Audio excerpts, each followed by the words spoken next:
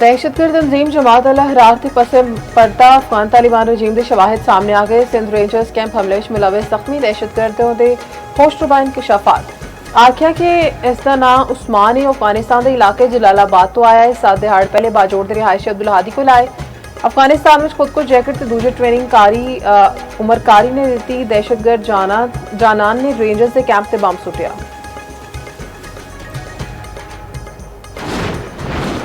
मुल्क भर में गैर कानूनी तौर पर मुकीम अफगान शहरियों की फौरी गिरफ्तारी का हुक्म वजारत दाखिला ने 10 जुलाई की डेडलाइन मुकर्रर कर दी। 11 जुलाई तो कार्रवाइयां की यौमिया रिपोर्ट जमा करवाना लाजमी करार। गैर कानूनी अफगान बशिंदियों की बड़े पैमाने पर गिरफ्तारी का इम्कान।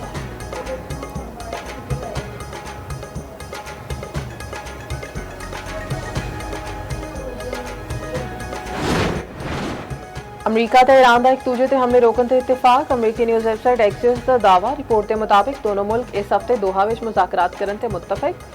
हुर्मुज़ तो तजारती जहाज़ों की आमदोरफ्त जारी रहेगी। दोनों फरीकों के दरमियान कल दोहा विच मुलाकात का इम्कान।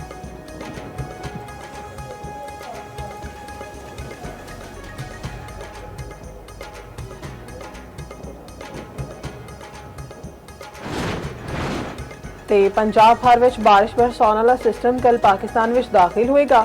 1 जुलाई तो पंजाब भर में तेज हवावां नाल बारिश का इम्कान है। लाहौर में गर्मी की शिदत में इजाफा। पारा 42 डिग्री तक जाने का इम्कान। माहिरीन की गर्मी तो बचने लिए मशरूबात इस्तेमाल की हिदायत।